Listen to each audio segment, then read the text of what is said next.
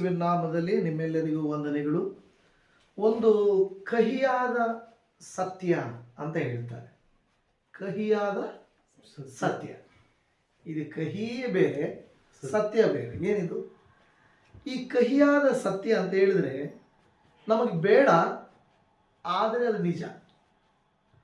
ಅದರಲ್ಲಿ ಮುಖ್ಯವಾಗಿರುವಂಥದ್ದು ಏನಂದರೆ ಮರಣ. ಏನು? ಮರಣ. ಯಾರು ಅದರಿಂದ ತಪ್ಪಿಸಿಕೊಳ್ಳಲಿಕ್ಕೆ ಸಾಧ್ಯ ಇಲ್ಲ, ಆದರೆ ಅದು ಯಾರಿಗೂ ಇಷ್ಟ ಇಲ್ಲ ಅಲ್ವಾ? ಆದರೆ ದೇವರ ಮಕ್ಕಳ ಜೀವಿತದಲ್ಲಿ ಏನಂದರೆ ನಾನು ಹೇಳ್ತಾ ಇರುವಂಥದ್ದು ಪ್ರಾರಂಭದಲ್ಲಿ ಮಾತು ಹೇಳುವಾಗ ಸ್ವಲ್ಪ ನಮಗೆ ಬೇಸರಿಕೆ ಆಗ್ಬೋದು, ಆದರೆ ಈ ವಾಕ್ಯವನ್ನು ಗಮನಿಸಿರಿ.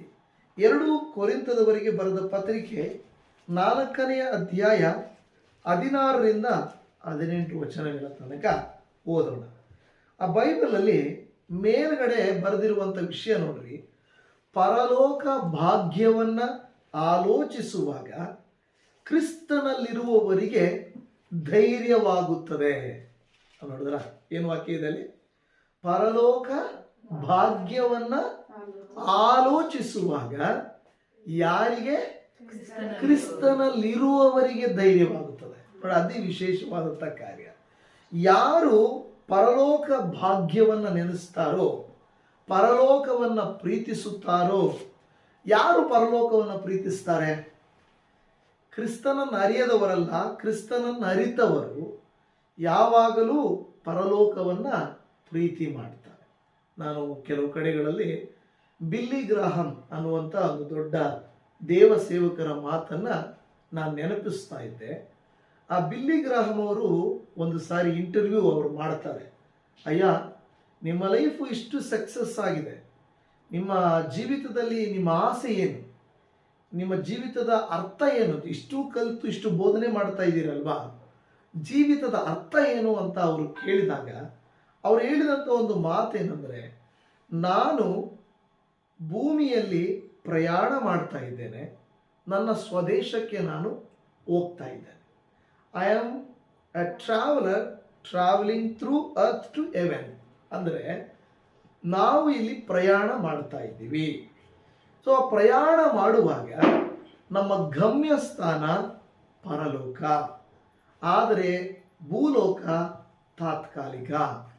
ಈ ತಾತ್ಕಾಲಿಕವಾದಂಥ ಈ ಲೋಕದಲ್ಲಿ ಅನೇಕ ಪ್ರಯಾಸಗಳು, ಅನಾರೋಗ್ಯಗಳು, ನೋವುಗಳು, ಅವಮಾನಗಳು, ವಿರೋಧಗಳು, ಅನೇಕ ಕಾರ್ಯಗಳು ಬಂದೇ ಬರುತ್ತವೆ. ಆದರೆ ನಾವು ಭೂಲೋಕವನ್ನು ಪ್ರೀತಿಸುವವರ, ಪರಲೋಕವನ್ನು ಪ್ರೀತಿಸುವವರ ಎಂಬುದು ನಾವು ಆಲೋಚನೆ ಮಾಡಿಕೊಳ್ಳಬೇಕು. ಇಲ್ಲಿ ನೋಡಿ, ವಾಕ್ಯ ಮೇಲೆ ಪದ ಹೇಳ್ತಾ ಇದೆ, ಪರಲೋಕ ಭಾಗ್ಯ. ಈಗ ನಮ್ಮ ರಾಜ್ಯದಲ್ಲಿ ಕೆಲವು ಭಾಗ್ಯಗಳಿದ್ದಾವೆ. ಇಲ್ಲಿ ಭಾಗ್ಯ ಇದ್ದಂಗೆ ನಮ್ಮಲ್ಲಿ ಭಾಗ್ಯ ಇದೆ. ಅನ್ನ ಭಾಗ್ಯ ಅಲ್ವಾ, ಕ್ಷೀರಭಾಗ್ಯ, ಇನ್ನೇನು ಭಾಗ್ಯಗಳಿದೆ ಗೊತ್ತಿಲ್ಲ. ಭಾಗ್ಯ ಅಂದ್ರೇನು? ಅದೊಂದು ಆಶೀರ್ವಾದ ಅಲ್ವಾ, ಅದೊಂದು ಆಶೀರ್ವಾದ. ಹೀಗೆ ಕ್ಷೀರಭಾಗ್ಯ, ಅನ್ನಭಾಗ್ಯ, ಇದ್ದದ್ದು ಭಾಗ್ಯ, ಇಲ್ಲ ಅಂದರೆ ಏನು ಭಾಗ್ಯಗಳೆಲ್ಲ ಅವು ಸ್ವಲ್ಪ ದಿನ ಇರ್ಬೋದು, ಸ್ವಲ್ಪ ದಿನ ಹೋಗ್ಬೋದು ಅವೆಲ್ಲ. ಆದರೆ ಪರಲೋಕ ಭಾಗ್ಯ ಅನ್ನುವಂಥದ್ದು, ಅದು ಪರಲೋಕ ಭಾಗ್ಯ ನಮಗೆ ಪರಲೋಕ ಸೌಭಾಗ್ಯ. ಅದು ಅಂದರೆ ಸೌಭಾಗ್ಯ ಅಂದರೆ ಅದು ಆಶೀರ್ವಾದಕರವಾದದ್ದು. ಅದಕ್ಕೆ ನಾನು ಪ್ರಾರಂಭದಲ್ಲಿ ಹೇಳಿದೆ ಏನಂದರೆ, ಇದು ಕಹಿಯಾದ ಸತ್ಯ, ಕಹಿಯಾದ ಸತ್ಯ. ನೋಡಿ, ಭೂಮಿಯಲ್ಲಿರುವಂಥ ಮನುಷ್ಯರಿಗೆ ಈ ಪರಲೋಕ ಬೇಡ.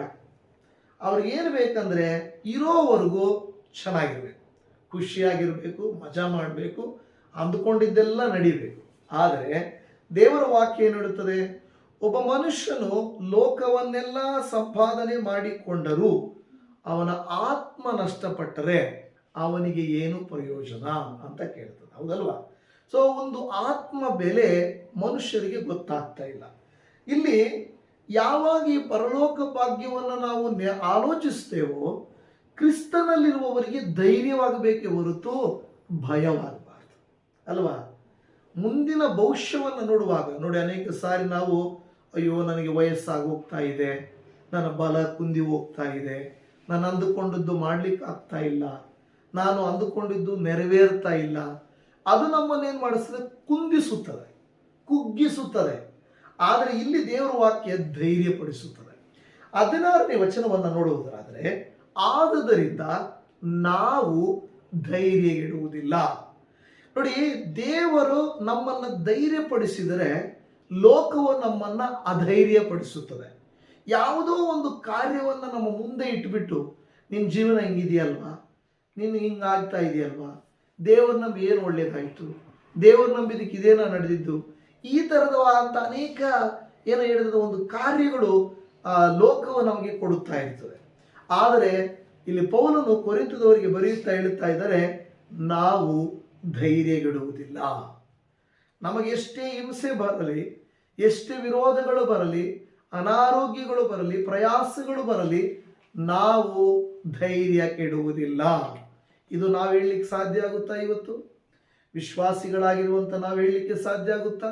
ದೇವರೇ, ಏನೇ ಬರಲಿ, ಏನೇ ಆಗಲಿ, ನಾನಂತೂ ಧೈರ್ಯ ಕೆಡುವುದಿಲ್ಲ. ಆಮೇಲೆ ನಾನಂತೂ ಧೈರ್ಯ ಕೆಡುವುದಿಲ್ಲ.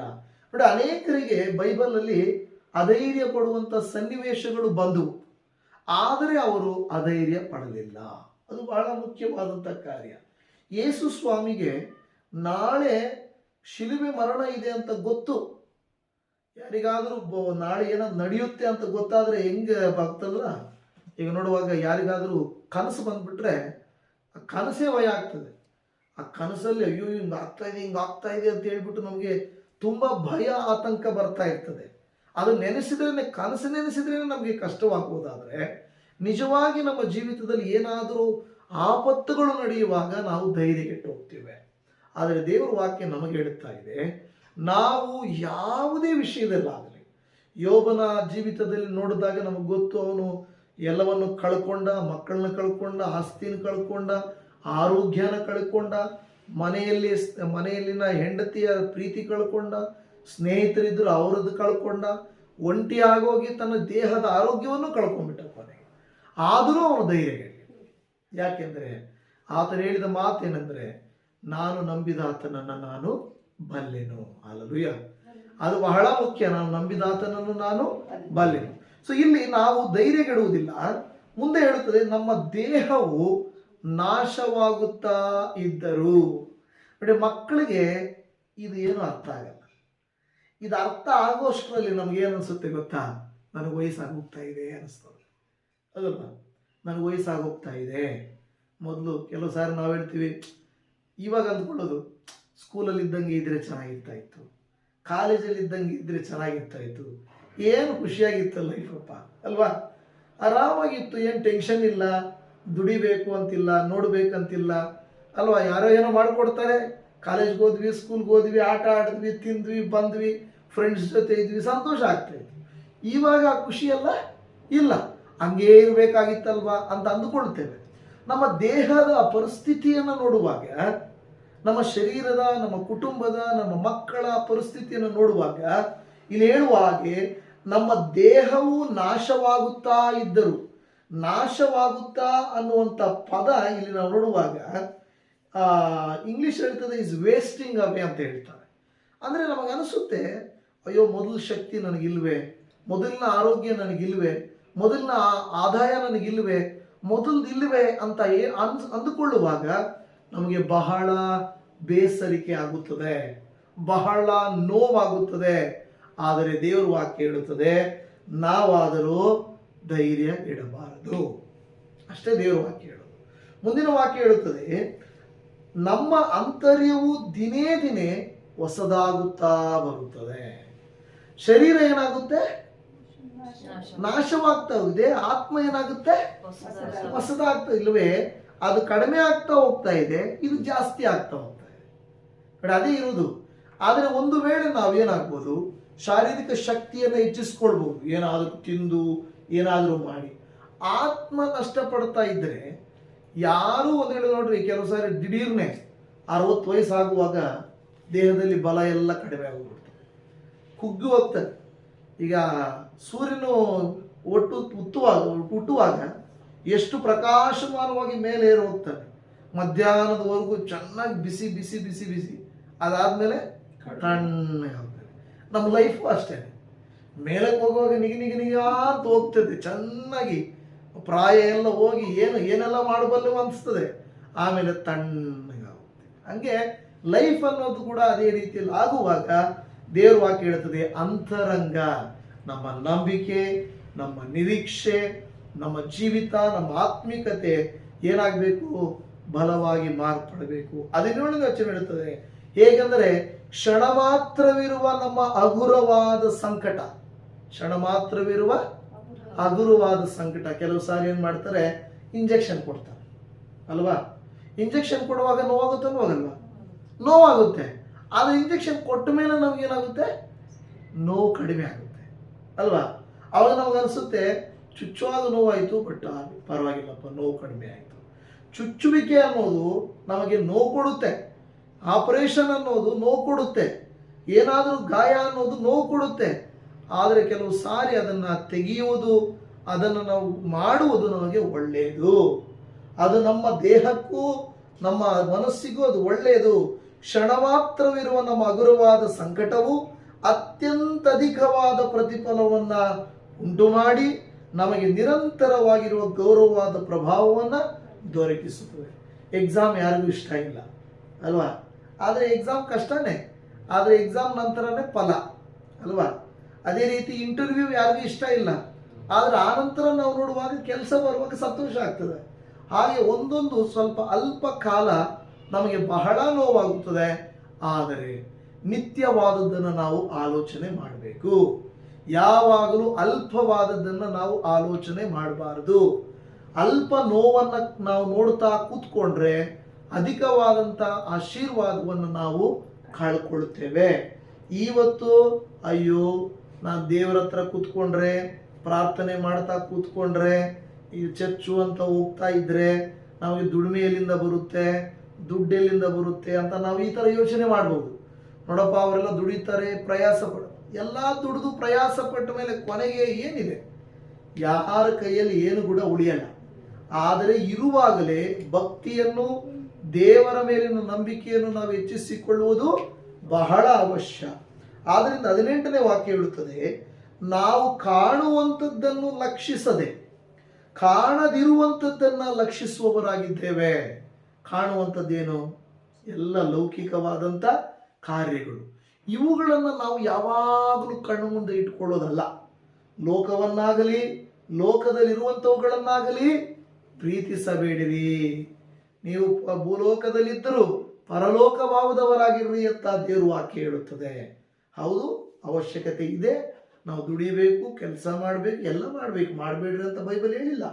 ಆದರೆ ಇಲ್ಲೇ ನಾನು 1000 ವರ್ಷ ಇದ್ದೋಗ್ತೀನಿ ಅನ್ನೋ ರೀತಿಯಲ್ಲಿ ನಾವು ನಡ್ಕೊಳ್ಬಾರ್ದು. ನಮಗೆ ಯಾವತ್ತಿನ ಕಾಟ, ಆವತ್ತಿನ ವಿಷಯಗಳನ್ನು ನಾವು ತುಂಬ ಮನಸ್ಸಲ್ಲಿಟ್ಟುಕೊಳ್ಳಬೇಕು. ನಾವು ಕಾಣುವಂಥದ್ದನ್ನು ಲಕ್ಷಿಸದೆ ಕಾಣದಿರುವಂಥದ್ದನ್ನು ಲಕ್ಷಿಸುವವರಾಗಿದ್ದೇವೆ.